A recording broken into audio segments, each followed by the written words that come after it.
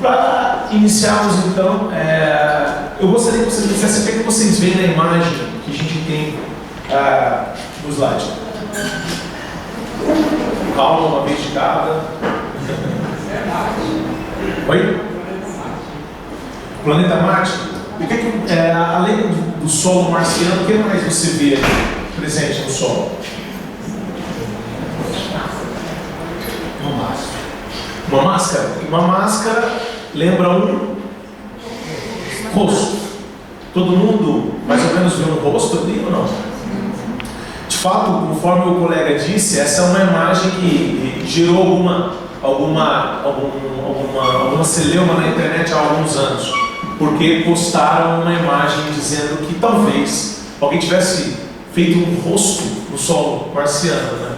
Depois de algumas outras fotografias em que você aumenta a resolução daquilo, ficou claro que não se tratava de um rosto, nada mais do que simplesmente um foco de ilusão, né?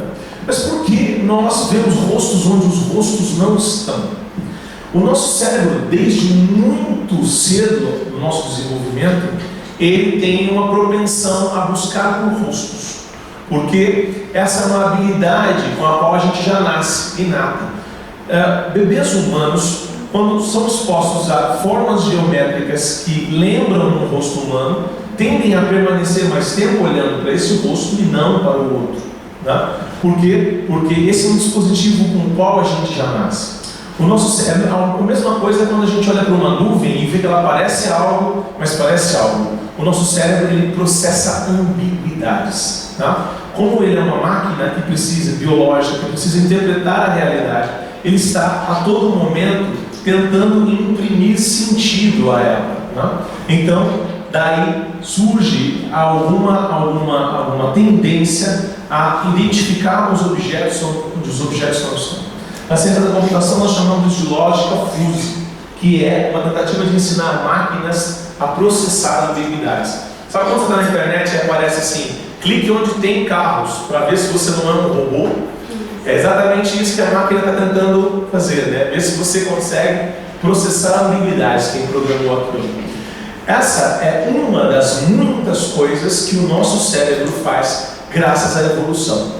Eu quero começar citando um trecho em que o Darwin escreveu uma coisa muito interessante em seu livro A Origem das Espécies. Ele disse, olha só, num futuro distante eu vejo uma abertura para pesquisas muito mais importantes. A psicologia encontrará uma base segura da aquisição de cada poder mental e de cada capacidade mental de forma gradativa.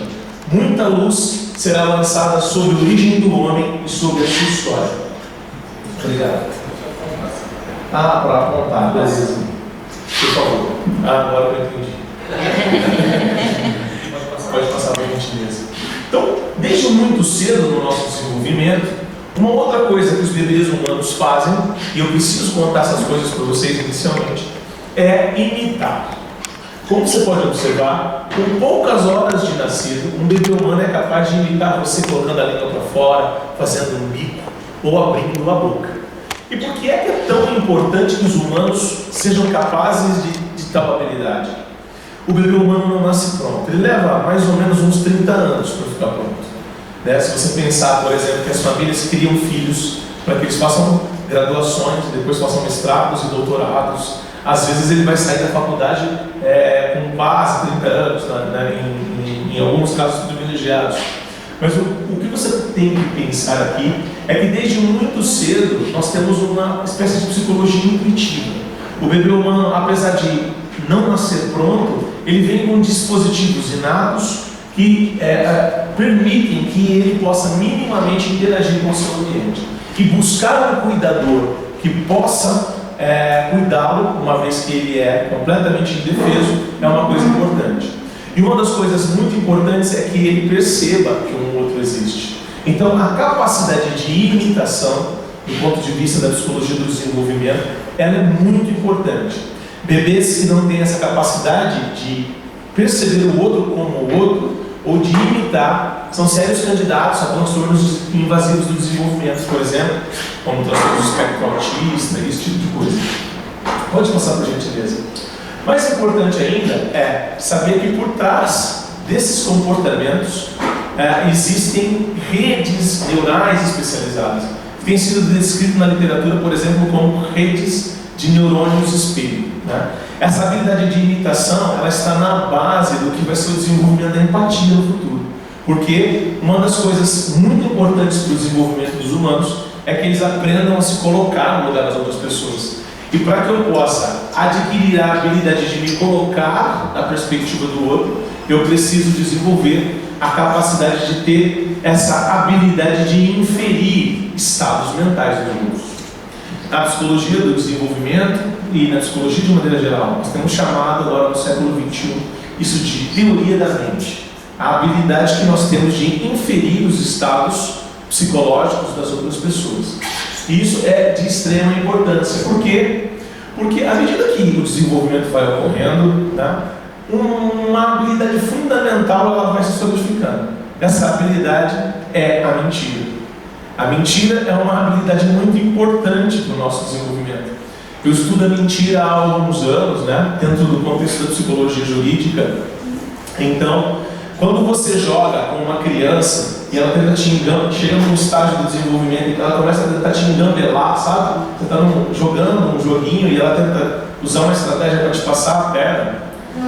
Essa tentativa de engano que ela faz comunica para você que o desenvolvimento de teoria da mente dela está ocorrendo de uma maneira muito interessante. Porque é extremamente importante que quando eu vá falar alguma coisa para o André, que eu talvez pense que ele não vai gostar, eu tenha que fazer essa inferência. Eu preciso pensar sobre o que eu vou falar, preciso pensar sobre o que eu estou falando faz sentido, o que ele pode pensar sobre o que eu estou falando, e eu preciso de algo que na neuropsicologia nós chamamos de funções executivas. Eu preciso agir de maneira planejada, de maneira coordenada. Então, se tem um comportamento humano que ilustra muito bem o funcionamento executivo, é a habilidade que alguém tem para mentir. Vocês não estão me entendendo mal, eu não estou dizendo aqui que a gente tem que ensinar as pessoas a mentir, eu estou dizendo que este comportamento constitui uma habilidade fundamental e importante no curso do desenvolvimento. Tranquilo? Pode passar para eles. Bem, uma das maiores dificuldades que os psicólogos brasileiros têm é de definir o conceito de mente, né? Se nós colocarmos os psicólogos brasileiros todos numa sala e a gente pedir para que eles descrevam o que é a mente, há uma tremenda confusão. Primeiro porque eles sempre começam dizendo o seguinte: a partir de que perspectiva? A partir de que abordagem? Né? Você está falando de que lugar? O lugar de onde eu estou falando agora é o lugar do que nós temos chamado de psicologia baseada em evidência. Tá? Então, uma maneira muito simples de resolver esse problema, quando alguém pergunta o que é a mente, é responder dessa forma. É o conceito utilizado na linguagem científica para descrever as funções corticais superiores do cérebro humano. Para descrever aquilo que o cérebro faz de complexo, nossas emoções, nossos pensamentos, é uma boa maneira de evitar celeumas e deixar claro a respeito do que você está falando. Uma das coisas que eu gosto muito nesse conceito de mente, volta um slide por gentileza, é o conceito em latim de mente, né, da mente que faz computação. Lembra que eu estava falando da mentira aqui agora? Que para eu mentir, eu preciso agir de maneira planejada? Imagine que você tenha dois crushes, tá? E esses dois crushes, eles não podem saber um do outro. Imagine então, tem gente rindo porque já está nessa situação, né? Eu estou sentindo aí. Imagine que você está no carnaval e os dois estão vindo em sua direção. E aí você sabe que vai dar errado, correto? O que está acontecendo na sua cabeça agora? Quais cenários você está montando? Você não começa a montar cenários sobre o que vai ocorrer? O que você está fazendo? Gerando, simulando probabilidades sobre os eventos. O nosso cérebro, no ápice do que ocorreu em termos evolutivos, fez com que a gente pudesse fazer representação simbólica da realidade. Então o nosso cérebro, ele pega as informações, processa, e tem uma coisa muito curiosa nele, né? O nosso cérebro tem cerca de 86 bilhões de neurônios. Né? O que 86 bilhões de neurônios interconectados, né, podem formar aí algumas centenas de trilhões de conexões. Então, guarda essa imagem e pensa no que eu vou dizer agora. Eu ouvi dizer, eu não sei o quanto essa informação é verdadeira, que em média, os idiomas do mundo têm 50 mil palavras. Então eu pergunto a vocês, o que é que 50 mil coisas representam num universo de 86 bilhões de coisas? Muito ou pouco? Pouco. Então, só por efeito de metáfora e analogia, olha que coisa interessante. No nosso cérebro tem tanta capacidade de operar com essas informações que ele é capaz de fazer todo tipo de operação matemática que você imaginar de maneira rápida. Ele faz operações comutativas, distributivas, ele faz divisões e faz uma outra coisa importante. Ele faz probabilidade. Então, quando você pensa que o seu crush está vindo da esquerda e o outro crush está vindo da direita, e você sabe que vocês vão cruzar num determinado desfecho, o que você está fazendo é simulando probabilidade. Então, o cérebro, o que é pensar no futuro? Pensar nada mais é do que criar cenários simbólicos, porque eles não existem, eles são virtuais, né? De fato, você está prevendo, fazendo certas premonições do que pode ou não pode ocorrer. Isso aconteceu muito, provavelmente, na nossa história evolucionária, por conta de falsos positivos e negativos que nós tivemos na história evolutiva. A nossa evolução da inteligência se deu com uma série de erros e de tentativas e erros. Imagina um seguinte cenário. Eu tenho uma folha, uma mata aqui, eu sei que tem comida lá atrás. Eu sou um primata, um homem de primeira ordem, um ancestral. Então quando vou me deparar na frente desse mato, ele se move. E eu penso, é o vento. Quando eu entro, é um predador. O predador me devora, quase me aleja. E então eu tive um falso positivo, achei que era o vento e não era. Depois, no segundo momento, eu ainda sei que tem suprimento e recurso do lado. Quando eu retorno, o mato mexe. O que eu estou pensando agora? É um predador, só que agora é o vento. Tá? Então, de tanto você ter falso positivo, uma das coisas muito interessantes da nossa evolução é que nós somos o que o Desmond Morris chama de macacos nus. Nós somos sem pelo, né? Você já viu aquele gato, como chama aquele gato que não tem pelo? Esfinx. É um chute meu. Tenho a ligeira impressão de que ele deva ter no seu genoma uma codificação de pele muito semelhante à nossa. Já imaginou os outros? A gente quando olha para ele não acha estranho, fala, nossa, esse gato não tem pelo, esse animal. Será que os primatas quando olham para a gente pensam a mesma coisa? Olha, esse macaco, que estranho, cara, ele não tem pelo, né, meu? Que coisa doida. Enfim, brincadeiras à parte, o ponto em que eu quero chegar é justamente esse. O nosso cérebro, ele faz simulações, tá? Ele faz probabilidade dos eventos. Por quê? Porque ele processa informação. A minha voz aqui, articulada por ondas mecânicas, elas são traduzidas aqui em nível cortical, aí no teu ouvido, e isso vira informação com base na qual você já está condicionado, com a qual você já está internalizado. Vou te passar por gentileza. O nosso cérebro evoluiu de baixo para cima como uma casa, né? Nós temos aqui estruturas relacionadas ao nosso funcionamento automático, as nossas funções neurovegetativas, descrita como cérebro reptiliano tradicionalmente. Nós temos ali nas estruturas subcorticais um conjunto de estruturas que produzem as nossas emoções, e nós temos uma terceira camada, né, nessa abordagem do Paul MacLean, aí, dos três, do cérebro trino, the Trinity Brain, né, que vai dizer então que nós temos aí três grandes estruturas evolucionárias que representam tanto os mamíferos, os répteis, e que culminou, de algum modo, nessa nossa habilidade de fazer simulações, de pensar abstratamente. Pode passar por aqui. Então, é por isso, de algum modo, que essa nossa habilidade de mentir, ela é uma habilidade muito interessante, e ela não eu diria que ela não seja exclusivamente humana, tá? Há muitos relatos de etólogos, de outros profissionais, demonstrando que animais também têm capacidade de de simular, enfim, etc, etc. Não vem ao caso explicar isso agora. Tradicionalmente, dentro das teorias clássicas, nós pensamos os homens como sendo racionais.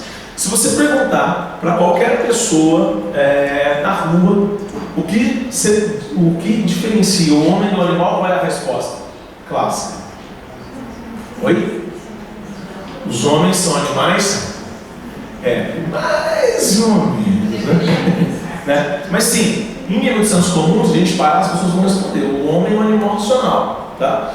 Só que tem que essa visão do homo economicus como alguém que só toma decisões absolutamente racionais, ela tem sido questionada nos últimos 200 anos. Por uma série de estudos, sobretudo numa área que nós chamamos hoje de economia comportamental. Quem aqui é da área de psicologia, só para eu ter uma noção? Ok, beleza. Quem aqui, por exemplo, pode me dizer o último psicólogo que ganhou um prêmio Nobel? Conseguem dizer? Não? Vou contar para vocês, tá? Foi em 2002. Na verdade, teve um em 2002 e um em 2016. 2 psicólogos ganharam o prêmio Nobel. E o prêmio Nobel sabe do quê? De economia. Estão surpresos, né? O prêmio Nobel de economia. Um se chama Daniel Kahneman e o outro se chama Richard Thaler. Esses 2 caras, sobretudo Daniel Kahneman, fez um trabalho maravilhoso nos últimos 40 anos, demonstrando como nós tomamos decisões. E como essas decisões que nós tomamos, elas têm um impacto sobre a economia. Por quê? Porque toda decisão, ela é sempre uma relação de custo e benefício. A gente sempre faz uma escolha, mesmo que seja levantar da cama. Por exemplo, quando você está se levantando da cama, você não pensa: peraí, desde que horas são? Você não faz uma ponderação? Eu tenho mais 5 minutos ou não tenho mais 5 minutos? Então, todas as nossas escolhas, de um modo geral, elas são feitas com base nessa relação. Para a gente pensar sobre a honestidade a partir de agora, eu preciso entrar dentro dessa noção. Outro lance interessante é que nem sempre as decisões são tomadas com base em informações conscientes, mas nós sofremos influência de grandes fontes de variáveis inconscientes. E esse inconsciente não é um inconsciente freudiano. Ele é um inconsciente no sentido de que eu não tenho consciência de uma série de fatores, às vezes homeostáticos, às vezes patológicos, às vezes externos, ambientais, às vezes cognitivos, de crenças que eu tenho, criando o que nós chamamos de vieses que têm um peso muito grande sobre as nossas decisões. Além de alguns mecanismos neurocognitivos que eu vou demonstrar para vocês. Nós estamos começando a esquentar os motores aqui, ok? Eu recomendo muito que vocês procurem se informar a respeito desse pesquisador aqui. Ele chama Dan Ariely, ele é da Universidade de Duke, nos Estados Unidos, e ele fez um experimento que eu acho assim sensacional, que eu vou contar para vocês. O Dan Ariely, ele é um economista comportamental. Os psicólogos estão se envolvendo com essas coisas. E ele fez um estudo chamado os experimentos da matriz. Uma das coisas mais curiosas que ele fez foi pegar um grupo de pessoas como vocês aqui, numa sala dessa, e colocar uma folha em cada, distribuir uma folha para cada um e dizer o seguinte: olha só, pessoal, cada uma das folhas que vocês têm aí tem algumas continhas. Passa o slide na frente. Olha lá, encontre os números cuja soma é 10. Volta. Eram adições simples que eles deveriam resolver, e o experimento dizia o seguinte: nós vamos pagar um dólar para cada continha que você acertar. Só que tinha uma outra coisa: ele pagava $1, mas ele não dava tempo. Então, quando começava o experimento, ele marcava apenas 5 minutos. Então, sabe quando você estava na escola e ia dar o sinal, e você não tinha copiado nada? Você ficava assim, ó, com a boca aberta, tentando terminar. Essa era a sensação dos caras tentando fazer o máximo de continhas que pudessem. Tá? Pode passar para a gente ler, pode passar. Só que tem uma coisa curiosa. Eu me esqueci. Tem uma coisa curiosa que ele fazia. Depois que todo mundo treinasse, deu tempo. Ele pedia para que as pessoas se levantassem, por exemplo, ele pedia para o André dizer: vem aqui, André, por favor. Aí o André vinha com o gabarito dele, ali onde as contas que ele fez. Se eu quisesse saber quantas ele acertou e quantas ele errou, bastava eu pegar a folha e fazer a correção. Mas ele pedia para o cara colocar aquilo dentro de uma máquina trituradora que estava parada aqui, por exemplo, como se fosse isso aqui. Aí o cara vinha aqui, colocava o papel na máquina.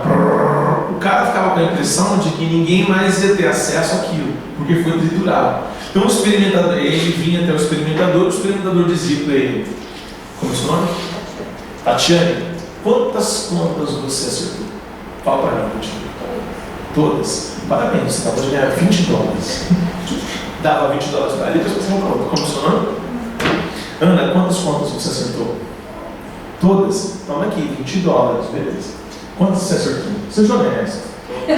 Oi? Vocês acham que alguém tem que ser honesto? Não. Vamos lá, seja honesto, tá? Quantas você acertou? Beleza, tá aqui $1.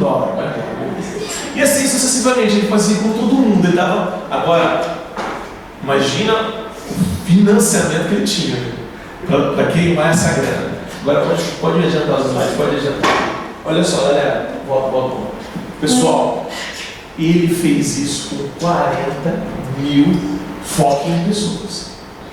Sabe? Cara, ele queimou muita grana. E sabe o que ele descobriu? Sabe o que mais legal que ele descobriu? Que 70% das pessoas mentiram. Por quê? Quando ele fez um levantamento, ele descobriu que, em média, as pessoas acertavam 4 questões e diziam acertar 6. Vamos lá, o desvio foi de quanto? 2. Então, em média, as pessoas diziam acertar 4, mas, na verdade, elas diziam acertar 6, quando, na verdade, acertavam. Isso ele já tinha os dados controlados ali, beleza. E ele fez isso com 40 mil pessoas, pode passar. E aí ele dividiu o grupo entre os grandes trapaceiros, saca? É vocês, tá? No caso, acertaram tudo. Se eu perguntava para quantos você acertou, o cara, tudo. Caramba, quem é você? O Goku? Tipo assim, cara, um Saiyajin. E aí ele dividiu em uns pequenos trapaceiros. Só que tem um probleminha. Num universo de 40 mil pessoas, aquele monte de gente, 20 pessoas apenas foram grandes trapaceiros. Só 20 naquele universo todo foram pessoas que mentiram mesmo, assim, ó, rasgavam, tipo, psicopatia, tipo vocês, assim, sabe? Aí o prejuízo foi de quanto? Só $400. Belezinha. Agora, quando ele foi pegar o pessoal de bem, de moral e bons costumes aqui, ó,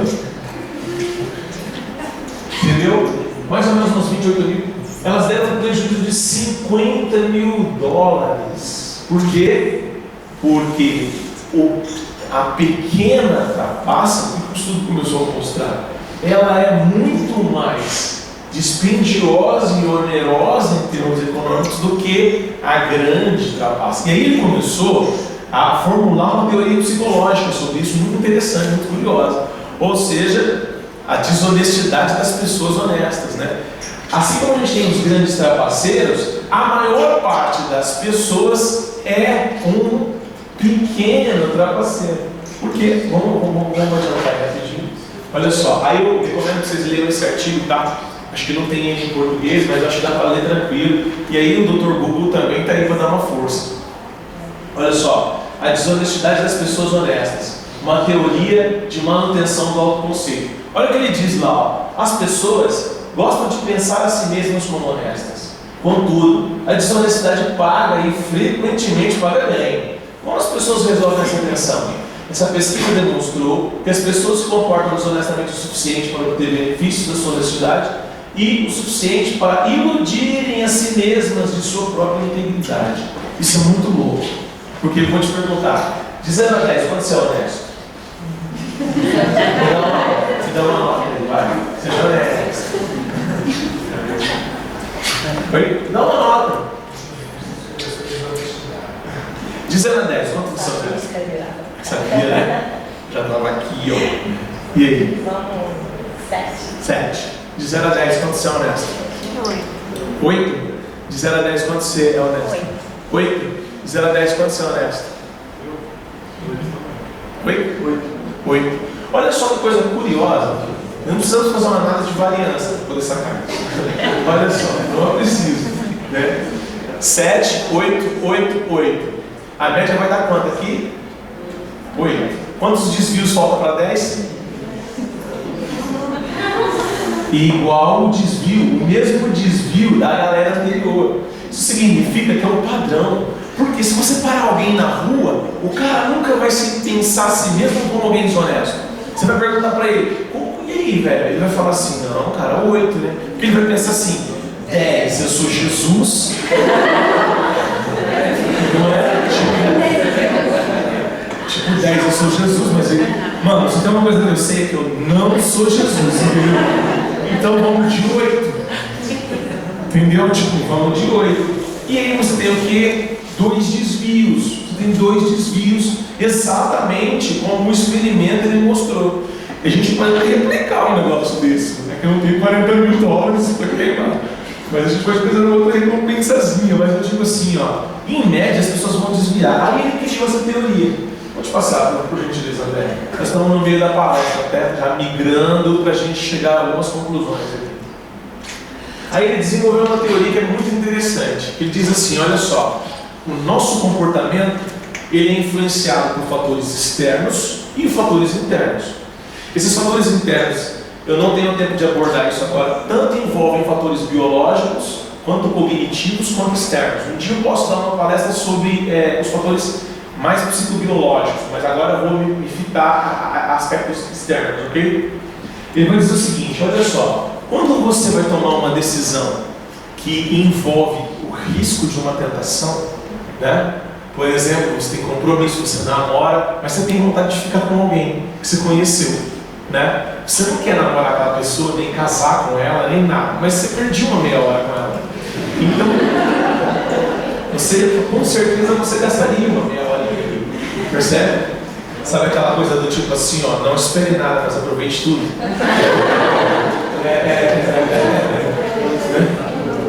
Eu comprei uma camiseta, estava escrita em inglês, né?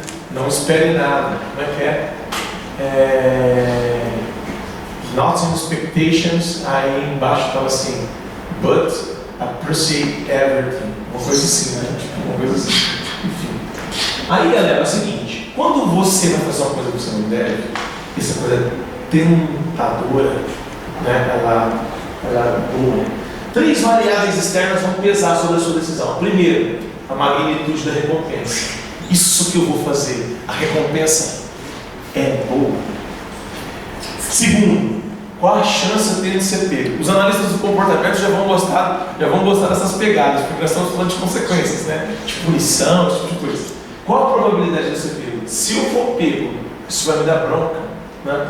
Terceiro, e a punição?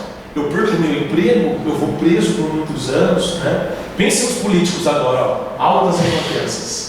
Probabilidade de ser pego, tem o fórum privilegiado. Outro dia um amigo meu me perguntou, cara, por que você acha que gente rica se envolve com política? Aí minha resposta para ele foi, blindagem. Ele, como assim, cara? Porque o cara já é rico. O que ele precisa é manter a riqueza. Se ele estiver fazendo alguma coisa ilícita, o fórum privilegiado blinda o cara. Ele falou, nossa, eu nunca tinha pensado nisso. Eu falei, pois é. Então a probabilidade de você pegar uma coisa muito importante. Imagina, aquele crushzinho que você tem, mas que não é o seu noivo, falou com você, vamos tomar uma cerveja, para de ser chato. Você foi. Você andou naquele botequinho ali na frente. Ali. Não, primeiro que você não quer marcar aqui na frente do seu delírio. Você vai marcar em outro lugar. Só que nesse outro lugar que você marcou, quando você sentou lá e está toda transpirando, esperando o cara, passa uma amiga sua. Foi! Você vai ficar ali? Não, provavelmente você, carga o gato daí. Por quê? Porque a punição é grande. Você é de família conhecida, sua família é conhecida, seu noivo é conhecido, e vocês trabalham numa empresa em que não se pode ter relacionamento. Então vamos usar esse cenário para você entender isso aqui. Imagina que você trabalha num lugar e tem lá um cara que te interessa, sabe? Ele é moreno, alto, voz grave, sabe assim, camisa xadrez, esse tipo de coisa, né? Não, vamos falar de um cara bonito de verdade, né? Não fake. Vamos falar do Padre Fábio. O Padre Fábio é lindo, não é?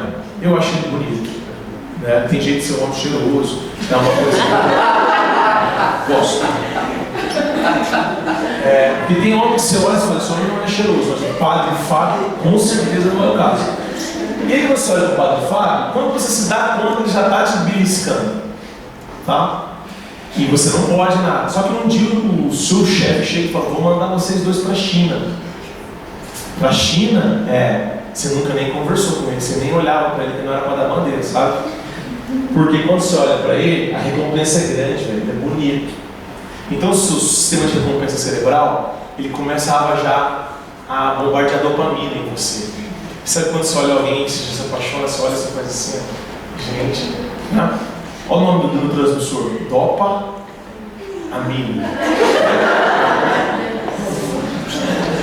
Você fica já assim, meio embriagado só de olhar. E aí um gerente falou, vocês vão para a China, cara, vocês vão para a China. Quando você vai para a China, o que vai acontecer? Algumas coisas, esse cenário ele se altera a depender do valor que estão nas plataformas. Por exemplo, quando você chegar em São Paulo, ninguém te conhece mais, não é? Quando você já está lá, cara, em Guarulhos, quando você está, sei lá, no outro, o que acontece? A magnitude da recompensa aumenta. Por quê? Porque, na verdade, não é a magnitude da recompensa que aumenta. Então, o que aumentou? A probabilidade de ser diminuiu. Como ela diminuiu, você tem até mais comportamentos pró-objeto, você vai se aproximando. E aí? Nossa, que enorme aqui, né? Isso já começa a rolar uma prosinha, né? E aí, enfim, o que acontece? Ninguém vai te pegar. E agora ele tocou em você. Estava parado e ele fez assim. E aí, pegou no seu cotovelo, sabe? Beleza? Firme? Você já faz assim com as pernas. Na base. Porque você é apaixonado por ele. Você ama o seu noivo, mas você tem uma atração para esse cara. Beleza. Ó, vamos lá. Ó. Primeiro, você tinha uma fonte de recompensa. Atenção, brincadeiras à parte, você tinha uma fonte de recompensa visual que ativava o seu sistema de recompensa. Agora você teve uma fonte tátil, tá? Uma fonte tátil. Já está 2 contra 1 nesse sistema, tá? Já está 2 contra 1 já o negócio. E aí você tem um sistema frontal tentando inibir isso e o sistema límbico bombando, né? Quando você entra e senta do lado dele, aí o seu bulbo olfativo é espancado por moléculas de cheiro maravilhoso, né? Então o cheiro veio. E aí tem 3 contra 1, cara. E à medida que você avança no Atlântico, você tem um sistema de recompensa hiperexcitado e uma probabilidade de ser pego, uma percepção de ser pego diminuída. Só tem chinês no voo, sabe? Quando você chega lá no hall, você descobre que ele vai ficar na China. Então, não tem bode. A empresa liga e fala, olha, fulano de tal vai ser o nosso homem na Ásia. E ele não vai ficar, ele vai ficar em Pequim. Você vai vir embora e tal. Meu, olha aqui, cara, a punição tá baixa, o produto de CP tá baixo. O cara desce, o lugar é lindo, maravilhoso, e ele compra uma bebida caríssima para você. Você não pode fazer isso, até pelo preço. Você fala, não vou tomar isso de novo, vou tomar agora. Aí você deve. Você vai fazer merda? Vai ou não vai? Muito provavelmente a tua impulsividade, porque aí o álcool, ele é agonista do GABA. Seu controle inibitório vai diminuir e você vai aumentar a sua impulsividade. Você vai ficar sem controle inibitório. Então, brincadeiras à parte, o meu objetivo aqui é tentar de alguma maneira imagética fazer você visualizar como estímulos diferentes vão criando excitações específicas dentro dos sistemas dos circuitos neurais. Tá? Porque o comportamento, ele é a expressão final da atividade cerebral. Tá? Aquilo que eu estou vendo aqui, vocês estão me vendo falar, vocês estão me vendo gesticular, em última instância, nada mais é do que o produto do meu cérebro produzindo, se expressando, né? E ele se expressa através do comportamento. Beleza. Pode passar, professor, por gentileza. Além dos fatores externos, o Dan Ariely, ele criou então, terminando já, está chegando no final, os fatores internos. E ele criou essa teoria da manutenção do autoconceito. E ele vai dizer o seguinte, olha só, teoricamente, nós tentamos andar na linha, porque nós temos regras a cumprir, certo? Então, ó, eu tenho regras e eu tento mais ou menos andar nessa regra. De vez em quando, eu dou uma escapulida. Então, eu desvio até 2 casas para cá. Por quê? Porque lembra que eu gosto de me pensar como alguém do bem?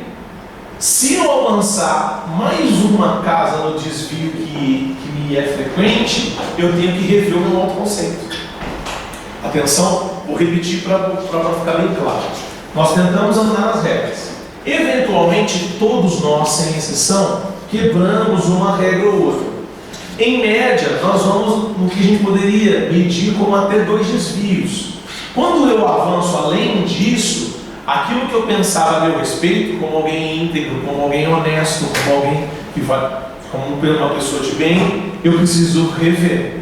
Então, a ideia é, a minha noção de o autoconceito que eu tenho a respeito de mim, ele tem um limite. Eu não posso flexibilizar muito, tá? Beleza. Então, não pode deixar. Então, quando nós descumprimos a regra, perdão, acho que acabou a bateria ou eu desliguei. Quando nós descumprimos as regras, nós também sofremos sanções, correto?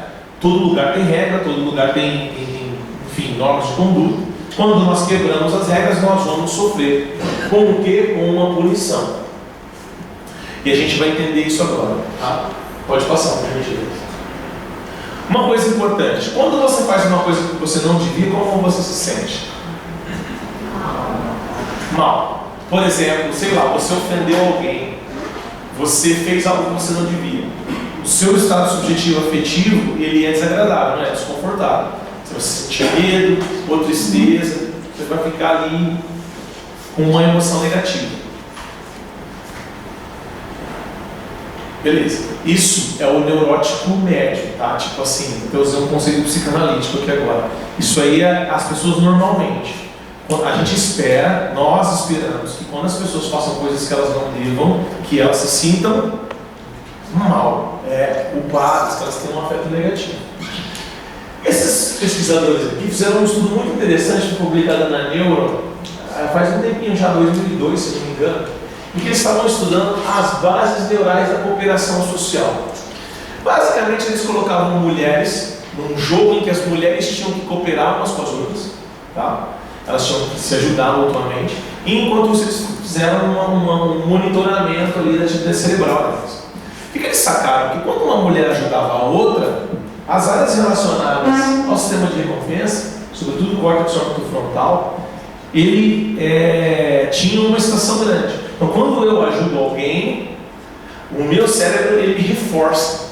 E a gente sempre imagina na análise do comportamento que o reforço, ele se dá em função da consequência. E é exatamente isso mesmo, em função da consequência. Só que aquela consequência, ela sinaliza para os órgãos sensoriais que o sistema de recompensa libere, por exemplo, químicos específicos para dar saliência àquele objeto. No caso, podemos colocar a dopamina como um exemplo. Beleza?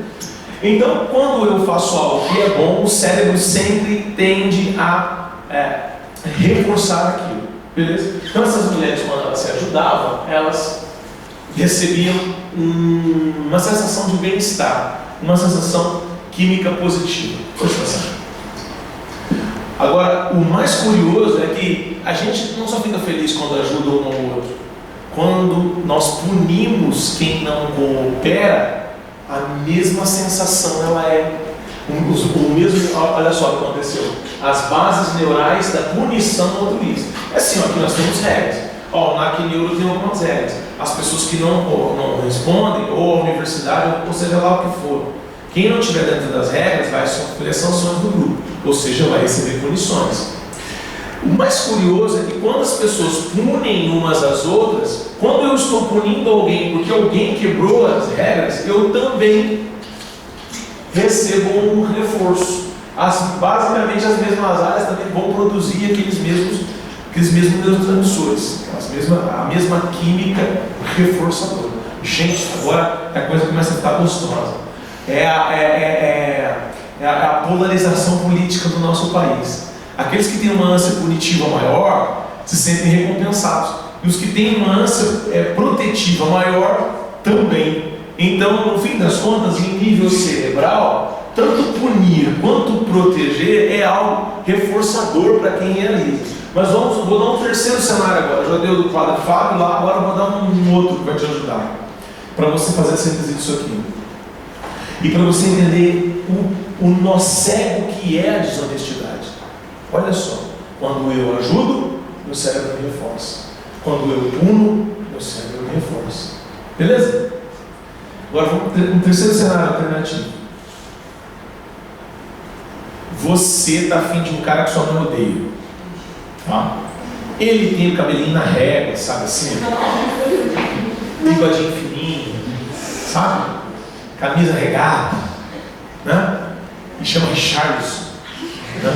Esse cara não vai chamar Enzo, nem a pau. Richarlison, né? E aí, você adora ele é incrível, né? Sua mãe não gosta dele. E a sua mãe fala, você fala assim da sua amiga, como que é o seu nome mesmo, perdão? É a Ana e a Tatiana fala para Ana. É isso? Ana, eu vou contar o Richarlison, tá? Minha mãe vai vir ela vai ligar aqui. Você dá um jeito de falar que eu vou fazer qualquer coisa, mas não fala que eu estou com ele, tá bom? Aí a dona Maria liga lá na casa da Ana.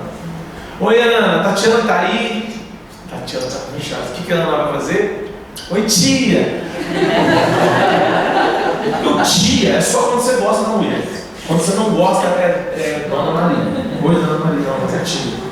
Uma mulher que tem afeto. Oi, tia. E você tentando elaborar, né? Então, tia, ela estava aqui, mas você acredita? Engatou numa conversa aqui com a minha mãe. Nem parece que ela é minha amiga, parece que ela é amiga da minha mãe. Saiu as duas, foram ali no mercado rapidinho, daqui a pouco ela está de volta aí. Na hora que ela chegar, eu digo assim: tudo bem? Aí, então tá bom, filha, Deus abençoe. Ufa, desligou o telefone. Primeira pergunta para você: você foi honesta? Você mentiu? Vou te falar como técnico: você mentiu. Agora, mas assim, não me entenda mal. Você trapaceou? Sim. Você trapaceou com uma pessoa querida? Você chamava de tia. Sim, e ela é uma fofa, Dona Maria, cara. Então você mentiu para ela, né? Então, sim. Então vamos entender uma coisa?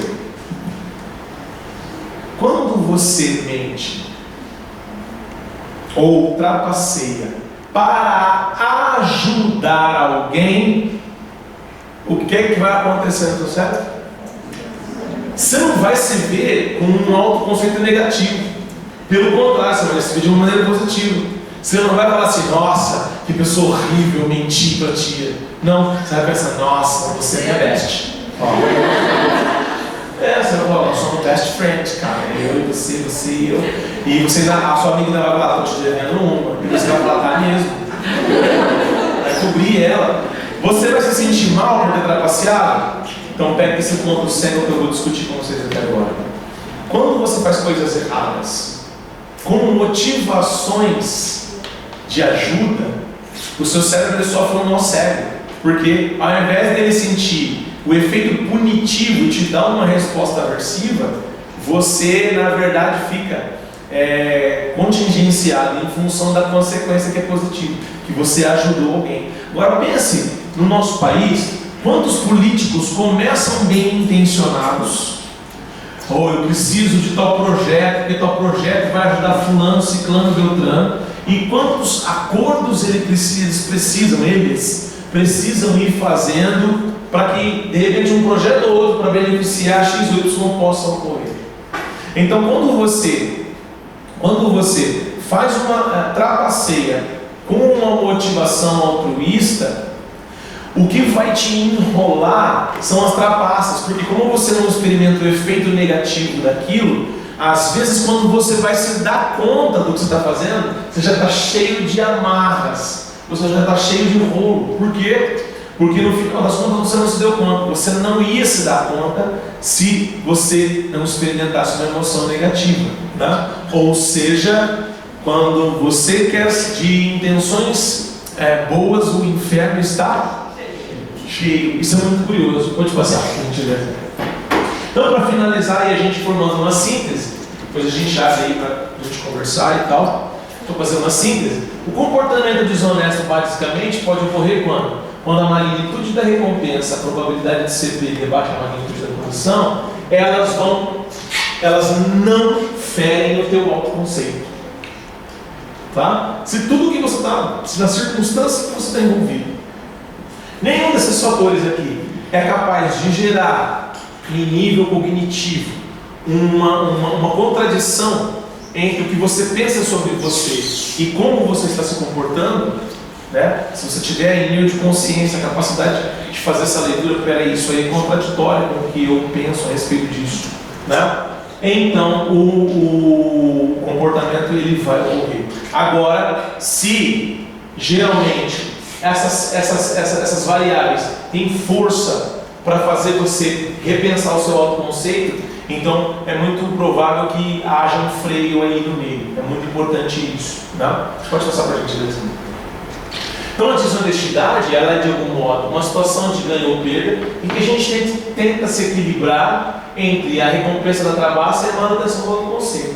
A gente fica entre o benefício que a gente vai ter com aquilo que a gente tem como identidade, do ponto de vista da honestidade, de como eu me penso como pessoa íntegra ou não. Então o nosso cérebro-mente, ele busca equilibrar essa situação. Por gentileza. Atos desonestos nos obrigam a atualizar o nosso autoconceito. E existem padrões de pensamento que utilizamos para trapacear. Eu sou psicólogo cognitivo, então trabalho muito com esquemas de pensamento, esse tipo de coisa, né? E nós temos assim como na terapia cognitivo-comportamental, nós dizemos que aquilo que eu penso afeta o que eu sinto e influencia no que eu sinto e aquilo que eu faço, né? Nos nossos pensamentos tem uma influência sobre as nossas emoções e o nosso comportamento. Nós chamamos às vezes de pensamentos automáticos, coisas desse tipo, dentro dessa abordagem psicoterápica. Aqui nesse contexto ele chamou de pensamentos autoúteis. Ele diz que um pensamento autoútil, ele minimiza os sinais autonegativos que afetam o autoconceito. Por exemplo, quem é que está tentando fazer dieta? Alguém? Porque quando eu chego na geladeira e eu abro a geladeira, ela ainda tem um estímulo ali óbvio, claro, ali, né, invadindo o sistema de recompensa diretamente. Antes de eu abrir a geladeira, eu tenho pensamentos autoúteis. Por exemplo, hoje é domingo. Isso é um pensamento autoútil, ele é útil só para minimizar o efeito negativo de que eu preciso perder peso. Agora, vou dar outros exemplos de pensamentos autoúteis que nos ajudam a escorregar na balança. Por exemplo, não dá nada. Só uma vez. O que tem? O que é que tem? Você que sabe. Você que sabe. O que mais? Falem aí coisas que a gente fala no dia a dia. Nunca mais vou beber. Nunca mais vou beber. Entendeu? É só um tapinha. Né? Aí o outro ainda responde: um tapinha não dói. Né? E a gente vai com pensamentos autoúteis. Está todo mundo fazendo isso. Agora, a que mais autoriza comportamentos de risco? Só se vive uma vez. Essa é a que mais autoriza comportamentos de risco, cara. É impressionante, né? E aí, uma outra coisa, uma outra conclusão, estou no final, tá, gente? Desculpa falar tanto, estou no final. Uma outra conclusão interessante é a seguinte: os indivíduos mais inteligentes geralmente são mais flexíveis cognitivamente. Isso significa que eles acabam correndo mais riscos. No meu doutorado, eu percebi uma coisa interessante. Eu aplicava um teste de função executiva, teste das cartas de Wisconsin, e eu aplicava um paradigma de ganha e perda de dinheiro chamado Iowa Gambling Task. Uma coisa curiosa que eu percebi é que no teste das cartas eu não tenho ganhos e perdas, então a gente chama de avaliação fria. Eu não tenho valência emocional naquilo, né? E no gambling ele já perde, então é quente, tem risco.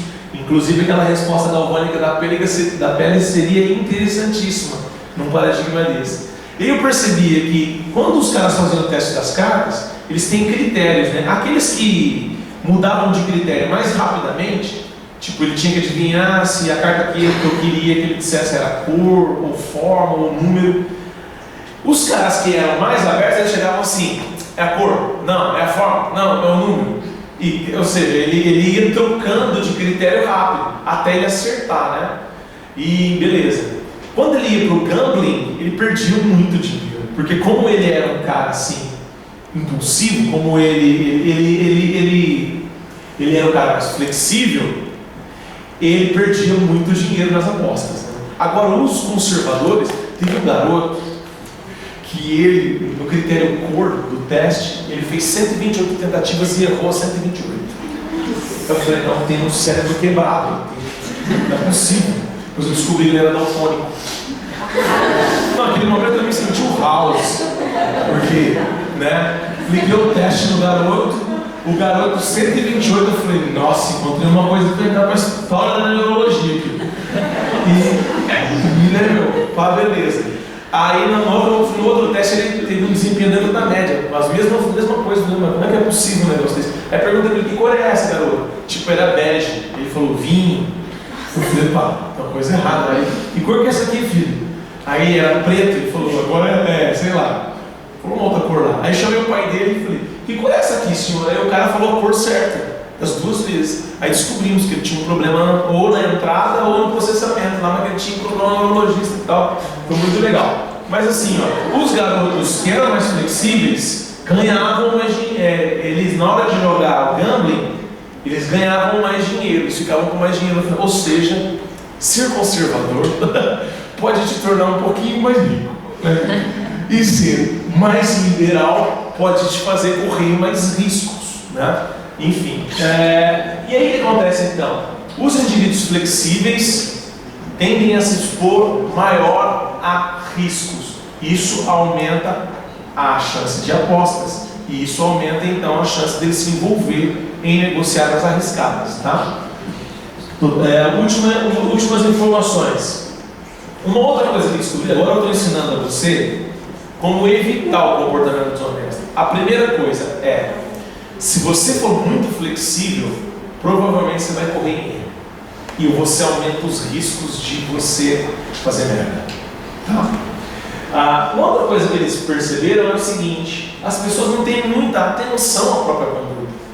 Lembra do experimento das cartinhas, de matemática, das continhas? Lembra? Eles refizeram. Só que agora eles fizeram o seguinte: antes de começar o game, pediam para o cara tentar lembrar quais eram os 10 mandamentos. Você lembra? Quantos eram? Quais eram? Quem lembra aqui quais eram os mandamentos?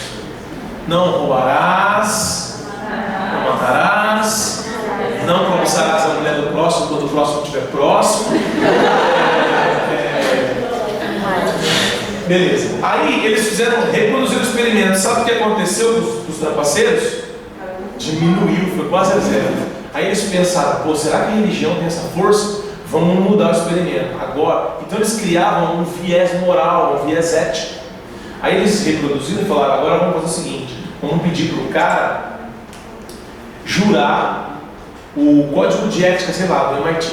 Aí o cara virava: eu juro diante do código de ética do MIT que não vou... O que aconteceu com o experimento?